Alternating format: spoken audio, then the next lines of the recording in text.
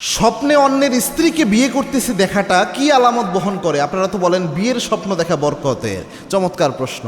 দেখেন যে স্বপ্নের মধ্যে বিয়ে দেখা, এটা স্বপ্ন বিশারদগণ যারা রয়েছে তারা এটা বরকতময় বলে। বাট কোনো ব্যক্তি যদি এমন হয় যে স্বপ্নের মধ্যে আরেকজনের বউ বিয়ে করতেছে, এরকম স্বপ্ন দেখলো, এই স্বপ্নের ব্যাখ্যা কী?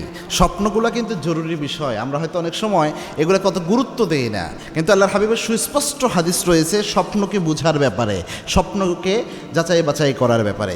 এবং কি আল্লাহর হাবিব সাল্লাল্লাহু আলাইহি ওয়াসাল্লাম বলতেন, একটা ভালো স্বপ্ন হচ্ছে নবুয়তের 46 ভাগের 1 ভাগ। আবার আল্লাহর হাবিব সাল্লাল্লাহু আলাইহি ওয়াসাল্লাম বলেছেন, লাম ইয়াবকা মিনান নবুওয়াতি ইল্লাল মুবাশশিরাত। আমার উম্মতের জন্য আল্লাহ রাব্বুল আলামিন নবুয়তের কোনো কিছু অবশিষ্ট রাখেন নাই মুবাশশিরাত ছাড়া।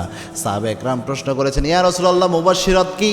আল্লাহর হাবিব বলেছেন, আর রুইয়া সলিহা, ভালো স্বপ্ন, সুন্দর স্বপ্ন, এটাই হলো মুবাশশিরাত। সুবহানাল্লাহ। এজন্য ভালো স্বপ্নগুলো এটা অনেক ইম্পর্টেন্ট, অনেক গুরুত্ব বহন করে। সুবহানাল্লাহি ওয়া বিহামদিহি। তো স্বপ্নে আরেকজনের স্ত্রীকে বিয়ে দেখা, এটা আপনার মুহাম্মদ ইবনে শিরিন রাহিমাহুল্লাহ সহ যারা স্বপ্ন বিশারদগণ রয়েছেন তাদের গবেষণাগুলো যদি আপনি দেখেন, তারা এইভাবে ব্যাখ্যা করে, এটা 1 নাম্বার কারণ হতে পারে যে গুনাহ বা হারামের প্রতি আপনার ঝোঁক বেশি।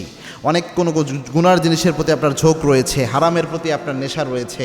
এজন্য আল্লাহ সতর্কতা দিচ্ছেন এরকম স্বপ্ন দেখাইয়া যে আরেকজনের ওয়াইফ, এটা তো আপনার হকের অন্তর্ভুক্ত না, তবুও আপনি দেখছেন তাকে বিয়ে করছেন, এটা আলামত বহন করে। 2 নাম্বার হচ্ছে আপনি অন্যের অধিকার বা অন্যের হক কে কেড়ে নেওয়ার চিন্তা ভাবনা আছে, কোনো না কোনো জায়গায় অন্য অধিকার খর্ব করছেন, এরকম কোনো কিছু হতে পারে, যার কারণেই আল্লাহ রাব্বুল আলামিন আপনাকে ইশারা দিচ্ছেন এই স্বপ্নের মাধ্যমে, এটা একটা কারণ হতে পারে।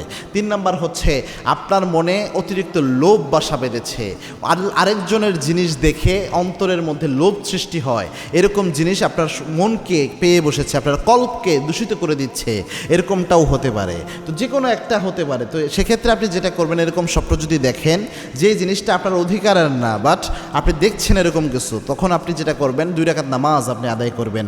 আদায় করে আল্লাহর কাছে চাইবেন, আল্লাহ এই স্বপ্নের ভালো দিকটা আল্লাহ আপনি আমারে দান করেন, এই স্বপ্নের খারাপ দিক থেকে আল্লাহ আপনি আমারে বাঁচাইয়া দেন।